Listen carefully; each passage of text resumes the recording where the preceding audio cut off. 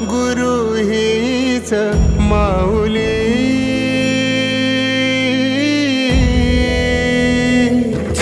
गुरु स्पर्श दूर करी दुःखाची सावली। गुरु भेटीसाठी झाली जीवाची काहिली। भक्त तुझा गुरुदेवा